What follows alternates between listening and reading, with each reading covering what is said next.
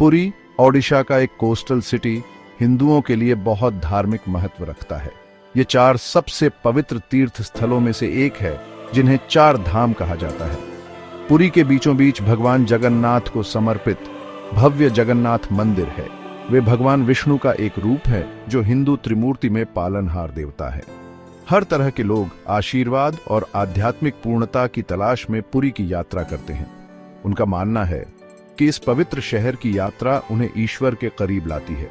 जगन्नाथ मंदिर सदियों की आस्था और भक्ति का प्रमाण है और ऊंचा खड़ा है। इसका ऊंचा शिखर आसमान को छूता है, जो मीलों दूर से दिखाई देता है। मंदिर परिसर धार्मिक गतिविधियों का एक बस्टलिंग केंद्र है, जहां पूरे दिन अनुष्ठान और प्रसाद चढ़ाए जाते हैं। हवा में धूप और मंत्रोच्चार की आवाज गूंजती रहती है। मंदिर के गर्भगृह में देवता भगवान जगन्नाथ, उनके भाई बलभद्र और बहन सुभद्रा विराजमान हैं। माना जाता है कि उनकी उपस्थिति उन सभी पर आशीर्वाद और कृपा बरसाती है, जो उन्हें सम्मान देने आते हैं। हर साल पुरी रथ यात्रा यानी रथ महोत्सव की भव्यता के साथ जीवंत हो उठती है।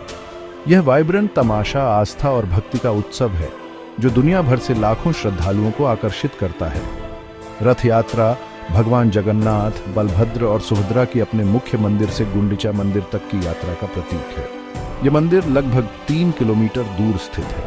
इस वार्षिक यात्रा को एक तीर्थ यात्रा माना जाता है, जो देवताओं के लिए एक सिंबॉलिक गर्मी की छुट्टी होती है।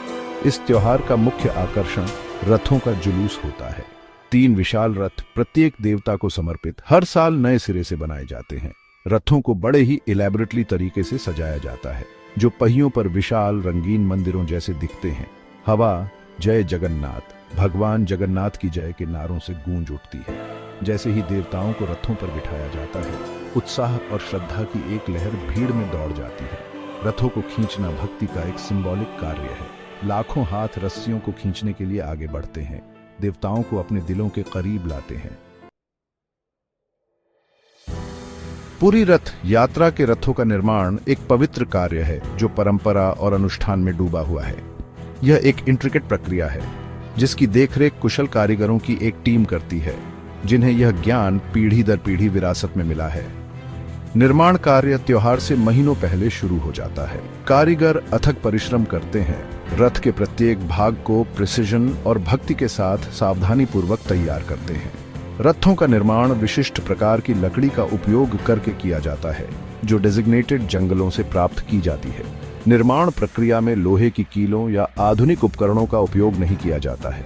रथों को पारंपरिक जॉइनरी तकनीकों और लकड़ी के पेग्स का उपयोग करके जोड़ा जाता है। रथों की मुख्य संरचना में बड़े बड़े लकड़ी के लट्ठे होते हैं, जिन्हें बड़ी सावधानी से तराशा और एक साथ जोड़ा जाता है। मूल संरचना पूरी होने के बाद रथों को रंगीन कपड़ों, इंट्रिकेट नक्काशी और हिंदू पौराणिक कथाओं के दृश्यों को चित्रित करने वाले चित्रों से सजाया जाता है। यह मेटिकुलस शिल्प कौशल रथों को कला के मैग्निफिसेंट कार्यों में बदल देता है, जो देवताओं को ले जाने के योग्य है।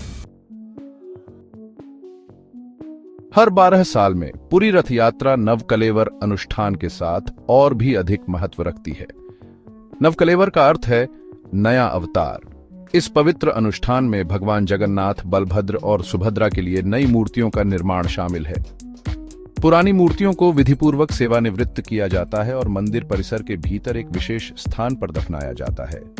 नई मूर्तियों का निर्माण एक पवित्र और गुप्त प्रक्रिया है।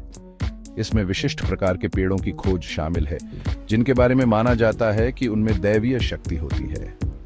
एक बार मिल जाने के बाद पेड़ों को बड़ी श्रद्धा और समारोह के साथ मंदिर में लाया जाता है। नई मूर्तियों की नक्काशी कारीगरों के एक चुनिंदा समूह द्वारा की जाती है, जिन्हें उनके कौशल और भक्ति के लिए चुना जाता है।